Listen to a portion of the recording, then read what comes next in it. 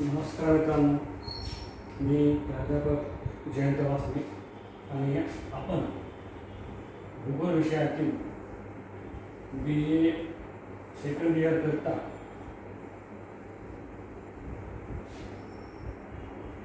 आपल्याला दिलेला विद्यापीठामार्फत दिलेला अत्यंत महत्त्वाचा पेपर म्हणजे भौगोलिक माहिती प्रणाली, ज्याला आपण GIS जॉग्राफिकल इन्फॉर्मेशन सिस्टीम या नावाने ओळखतो. आणि या आधी आपले जे काही विविध लेक्चर झालेले आहेत या विविध लेक्चरमध्ये आपण या GISचे जे वेगवेगळे युनिट आहेत, पहिल्या युनिटमध्ये आपल्याला या GIS संबंधित GISचं प्रस्तावना, GIS संबंधीच्या व्याख्या, त्याचप्रमाणे GIS मधील GIS प्रणालीची हिस्ट्री, त्याचप्रमाणे GIS संबंधित कार्यप्रणाली वगैरे आपण जे पॉईंट आहे हे पॉईंट आपण या आधीच्या लेक्चरमध्ये बघितले आहे. आणि आपण तसेच दुसऱ्या युनिटमध्ये आपल्याला या GIS संबंधित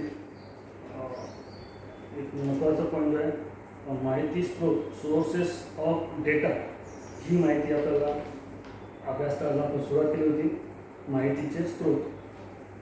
तर यामध्ये हे GIS सॉफ्टवेअरमध्ये जर आपल्याला काम करायचं असेल तर त्यासाठी आपल्याला डेटा लागतो, माहिती लागते. आणि ही माहिती आपल्याला सोर्सेस ऑफ डेटा, ही माहिती जी आहे ही आपल्याला जेव्हा GISमध्ये जर काम करायचं असेल तर आपल्या सॉफ्टवेअर केवळ आपल्याला सॉफ्टवेअर असून चालत नाही, तर त्या सॉफ्टवेअरमध्ये आपल्याला काम करण्यासाठी भूपृष्ठाच्या प्रत्येक घटकाची माहिती आपल्याशी असणे गरजेचं आहे.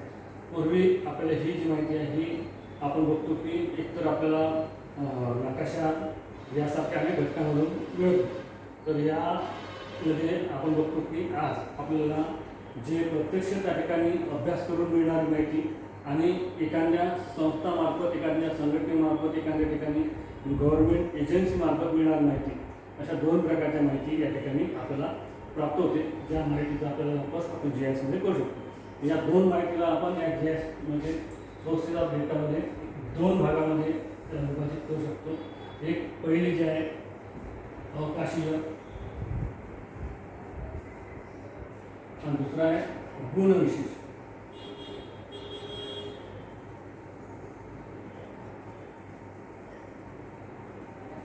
म्हणजे यामध्ये जे सरकारी संस्था आहेत, सेन्सस बुक असेल, सामाजिक संस्था असेल, जल संवर्धनासंबंधित डेटा असेल, वेगवेगळ्या एजन्सी असेल, त्यांच्याद्वारे घेतलेली माहिती जे एखाद्या टेबलमध्ये किंवा ग्राफमध्ये किंवा वेगवेगळ्या स्वरूपाच्या एक्सेल फाईलमध्ये उपलब्ध असते, ती गुणविशेष माहिती आपण पुढच्या लेक्चरमध्ये बघणार आहोत. अवकाशी माहिती, तर ज्यामध्ये त्या ठिकाणी प्रत्यक्ष स्वरूपाचं आपण जाऊन माहिती घेऊ शकतो.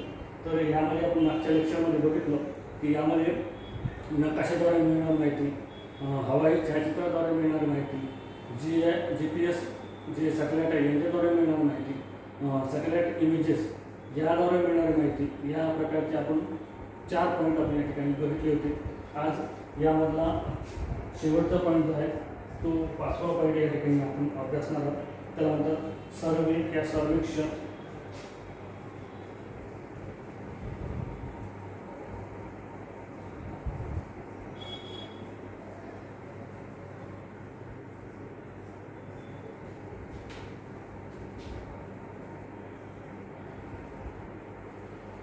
तर ही सर्वेद्वारा सुद्धा आपण माहिती घेऊ शकतो. मित्रांनो, बऱ्याच वेळा आपण भूगोलाचे विद्यार्थी आहे, या विद्यार्थ्यांच्या आधारावर भूगोलच्या मध्ये आपल्याला बऱ्याच वेळा विलेज सर्वे यासारख्या माहितीसुद्धा आपल्याला जमा करावं लागते.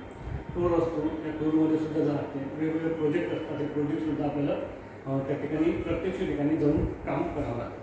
आता सर्वेक्षण यामध्ये आपण बघतो की सर्वेक्षण म्हणजे काय की ज्याप्रमाणे मला जर एखाद्या आपल्या पुऱ्या विद्यार्थ्यांना तुम्हाला जर सगळ्यांना भूगोलामार्फत एखाद्या गावाचं सर्वेक्षण दिलं, आर्थिक व सामाजिक समूह सर्वेक्षण करणे, ज्यामध्ये आपल्याला एखाद्या गावामध्ये प्रत्यक्ष जाणं असते, त्या प्रत्यक्ष जाऊन त्या गावामध्ये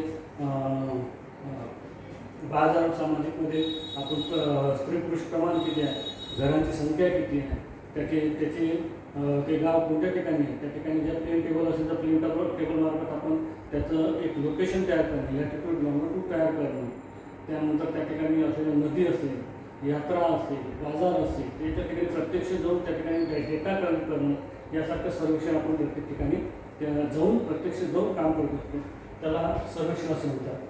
तर यामध्ये आपण बघतो की अगदी सुरुवातीच्या काळापासून अवकाशिक माहिती मिळवण्याचे मूळ स्रोत म्हणून सर्वेक्षणाकडे पाहिले जाते. म्हणजे आतापर्यंत आपण जो अभ्यास केला यामध्ये नकाशा असेल, एरियल फोटोग्राफी असेल, GPS असेल, सॅटेलाईट इमेजेस असेल, तर या सगळ्यांच्या आधारावरती आपण आज इझी आणि जलद गतीने विस्तृत स्वरूपाची माहिती, आपण अचूक स्वरूपाची माहिती ही आपण याद्वारे घेऊ शकतो. कारण प्राचीन काळी जर आपल्याला कोणत्या ठिकाणची माहिती घ्यायची होती तर त्या ठिकाणी सर्वेक्षणच केलं जात होते, वेगवेगळं सर्वेक्षण करून त्याद्वारे डेटा हा घेतला जातो. तर ही पहिली पद्धत आपल्या ठिकाणी सर्वेक्षणाची होती. यामध्ये आपण बघतो की स्थान, विस्तार व त्याची इतर माहिती स्रोत अतिशय अचूक व विश्वसनीय जे माहिती घेण्याचं जे एकमेव स्रोत होतं ते सर्वेक्षण होतं. म्हणजे आता आपण बदनापूर शहरामध्ये एखादं जर गाव घेतलं, आपण जर समजा कळेगाव घेतलं, तर या कळेगाव बदनापूर शहरापासून किंवा जालना रोडपासून कोणत्या दिशेनं आहे, त्या रोडपासून किती अंतरावरती आहे, त्याचं लोकेशन काय आहे, त्याचं स्थान किती आहे, त्याचा विस्तार किती आहे, प्रत्यक्ष त्या ठिकाणी जाऊन त्या ठिकाणच्या गावातील पूर्ण आर्थिक व सामाजिक माहिती घेण्याचं एकमेव स्रोत हे सर्वेक्षण होतं.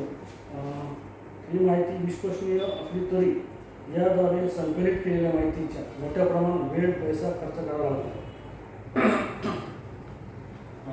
आता हे जी सर्वेक्षण आहे हे सर्वेक्षण करणे काही खूप इझी नव्हतं. जरी आपण बघतो की एखाद्या आपण कळेगाव या ठिकाणी जर सर्वेक्षण करायचं असेल तर त्या ठिकाणी आपल्याला हे कमीत कमी 200 गावं 50-60 घरं असेल तर 50-60 घरामधला डेटा आपल्याला घ्यावा लागतो. त्यासाठी 1 किंवा 2 माणसाचं काम नव्हतं. त्यामध्ये त्यासाठी अनेक लोकांचं त्या ठिकाणी NGO मार्फत, विद्यार्थ्यांमार्फत त्या ठिकाणी जाणं, 1 नाही तर 2 दिवस, 3 दिवस, 4 दिवस, ते शेती संबंधित असेल तर 5-5 दिवस, 6-7 दिवस सर्वे करावा लागत होता. या ठिकाणी जाण्याचा खर्च, राहण्याचा खर्च, त्या ठिकाणी काम करणं, एजन्सीमार्फत काम करणं आणि त्यानंतर माहिती घेणं हे काही साधं आणि सोपं होतं. त्यासाठी खूप पैसा खर्च करावा लागत होता, वेळही वाया जात होता.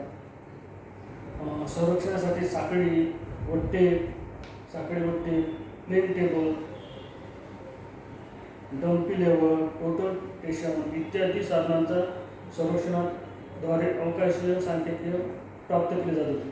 म्हणजे आता समजा आज आपण GPS वापर जर केला तर आपल्याला त्या ठिकाणी लाईव्ह स्वरूपाचं आपल्याला म्हणजे इमेजेस जे आहे हे अचूक स्वरूपाचे इमेजेस भेटते. रस्ते असेल, बांधकामाचं ठिकाण असेल, सेटल ग्रामीण भाग असेल, शहरी भाग असेल, वॉटर बॉडीज असेल, हे सगळं कुठं आहे ते आपल्याला डायरेक्ट इमेजेसद्वारे भेटते. परंतु हे जे सर्वेक्षण करायचे होते त्यावेळेस सर्वेक्षण करताना आपण बघतो की खूप साधनं होतं. प्लेन टेबल आपलं घेऊन जावं होतं. प्लेन टेबल त्या ठिकाणी लावणे, प्रत्येक पॉईंटचं लोकेशन घेणे, त्याचं डिस्टन्स मोडणे, त्यासाठी लागणार टेप असेल, त्याला लागणार सर्व साधनं असेल, लोकं असेल, रॉड असेल, या सगळ्याला रोज घेऊन जाणे, त्या साखळी टेपमार्फत अंतर मोजणे, त्या डम्पी लेवलद्वारे माहिती काढणे, हे जे आहे आपल्याला आकृती काढायला लागत होती. त्या टेबलवरती, प्लेन टेबलवरती आकृती काढायला लागत होती आणि त्यामध्ये थोडं जरी अंतर चुकलं तरी एरर खूप मोठ्या स्वरूपात येत होता. परंतु आज या सर्वेक्षणासाठी सुद्धा त्यावेळेस काही उपलब्धता नसल्या कारणाने या सर्वेक्षणाचा वापर आपण या ठिकाणी करत होतो.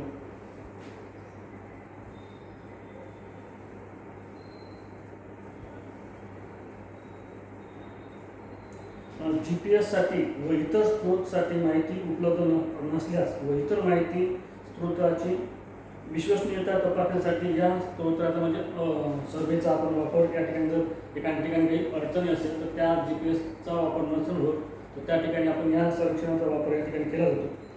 अलीकडच्या काळामध्ये GPS व मोबाईलद्वारे तंत्राद्वारे मोठ्या प्रमाणात संरक्षण केले जात असल्याने पारंपरिक संरक्षण पद्धती मागे पडत आहे. अशा प्रकारे ही जी संरक्षण पद्धती आहे आज आपण बघतो की आज आपल्याकडे कशी ओपन सोर्सेस GIS सॉफ्टवेअर आहे आणि GIS सॉफ्टवेअरमध्ये आपण उपग्रहाद्वारे मिळणारे इमेजेस आहेत ज्या इझिली आपल्याला आज डाउनलोड करता येते आणि GISमध्ये आपल्याला त्याचा वापर करता येतो, ॲनालिसिस करता येतो. GPS असेल, GPS ट्रॅक्सद्वारे आपण मोबाईलमध्ये सुद्धा आपण वेगवेगळ्या ठिकाणच्या इमेजेस आहे, ह्या इमेजेस गुगल मॅपच्या इमेजेस आपण घेऊ शकतो. नकाशे आहे, हवाई छायाचित्र आहे आणि आज महत्त्वाचं म्हणजे आपल्याशी मोबाईल प्रत्येक व्यक्तीकडे आहे आणि मोबाईल असल्यामुळे आणि त्या मोबाईलद्वारे आपण कोणत्याही एरियाचा त्या ठिकाणी त्या ज्या GPSच्या आधारावरती गुगल मॅपच्या आधारावरती ते इमेजेस आपण घेऊ शकतो, ते जिओ रेफरन्सिंग करून सुद्धा करू शकतो आणि त्या आधारावरती आपल्याला बऱ्याच माहिती ही प्राप्त होऊ शकते. ह्या अनेक कारणामुळे आधुनिक तंत्रज्ञान आल्यामुळे आणि अनेक गोष्टी नवीन नवीन येत असल्यामुळे हे संरक्षण जे आहे आणि या संरक्षणासंबंधित जे साधनं आहे हे आज मागं पडत आहे. कारण त्या संरक्षणाला आज खूप काही डिमांड आलेली नाही. पूर्वी भूगोलविषय शिकवताना ह्या प्लेन टेबल असेल, डम्पी लेवल असेल, साखळी चेन असेल, टेप असेल, या सगळ्या साहित्याचा वापर करूनच संरक्षण केलं जात होतं. शेती मोजणी असेल, शेतीच्या संबंधित माहिती घेणं असेल तर त्यासाठी याचाच वापर केला जातो. परंतु आज GPS सिस्टीम वगैरे उपग्रह इमेजेस वगैरे आल्यामुळे आज याला हे संरक्षणाला मागं पडले. तर तरी आपण हे अवकाशीय माहिती मिळावी या ठिकाणी आपण त्याचा उल्लेख करतो. अशा प्रकारे 5 ते 6 अवकाशीय माहितीच्या आधारावरती ही GISमध्ये आपण वापरून त्याचा ॲनालिसिस आपण करून वेगवेगळ्या भागाचं विश्लेषण करू शकतो. तर अशा प्रकारे मला अपेक्षित आहे की हा पॉईंट आज आपण संपूया आणि पुढच्या पॉईंटमध्ये आपण बाकीची माहिती बघूया. माहिती स्त्रोत ही या ठिकाणी अवकाशीय माहिती हा पॉईंट आपण इथं संपूर्ण पुढचा यामधला जो महत्त्वाचा गुणविशेष माहिती आहे तर या माहितीची संबंधित आपण पुढच्या लेक्चरमध्ये बघूया. तोपर्यंत धन्यवाद.